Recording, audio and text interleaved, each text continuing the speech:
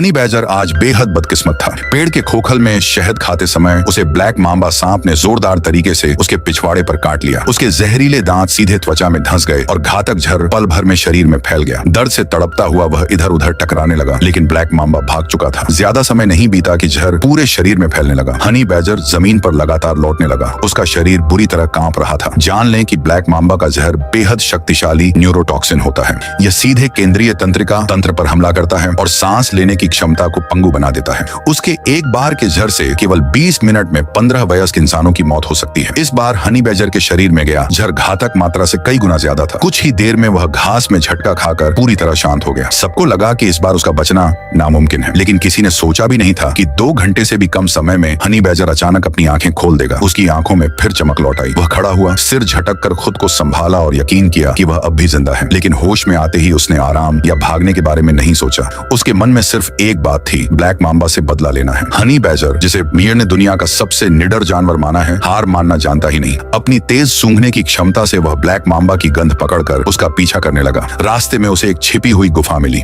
वह अंदर घुसा और बाहर निकला तो उसके मुंह में एक जंगली कुत्ते का बच्चा था। अफ्रीकी घास के मैदान में झुंड में रहने वाले जंगली कुत्तों को छेड़ना बेहद खतरनाक होता है, मगर हनी बैजर कभी परिणाम नहीं सोचता। जल्द ही पूरा जंगली कुत्तों का झुंड उसे घेर कर खड़ा हो गया। उन्हें लगा कि वे आसानी से उसे चीर देंगे, मगर हनी बैजर की खाल लगभग 6 मिलीमीटर मोटी और ढीली होती है। अगर कोई उसे काट भी ले तो वह पलटकर हमला कर सकता है। जंगली कुत्तों ने काफी देर तक उसे नोचने की कोशिश की, लेकिन उसे खास नुकसान नहीं पहुंचा सके। उल्टा वे खुद थक गए। हनी बैजर के पलटवार ने उन्हें पीछे हटने पर मजबूर कर दिया। अंत में उन्हें हार मानकर जाना पड़ा। जंगली कुत्तों से पीछा छुड़ाने के बाद भी उसने ब्लैक मांबा को ढूंढना नहीं छोड़ा। उसके मन में अब भी बदले की आग जल रही थी। शायद हम हनी बैजर को इसलिए पसंद करते हैं क्योंकि उसमें हमें वह गुण दिखाई देते हैं जिनकी हम चाह रखते हैं। जिंदगी चाहे कितनी बार गिरा दे, वह हर बार उठकर फिर आगे बढ़ता है। वह समझौता करना नहीं जानता, हार मानना नहीं जानता। जो उसे चोट पहुंचाए उसे हिसाब बराबर करना है। जो उसका रास्ता रोके उसे पार करना है। कभी कभी हनी बैजर जैसी जिद भी जरूरी होती है। दिल के इरादे के लिए जीना और ठान लेने के बाद पीछे मुड़कर न देखना।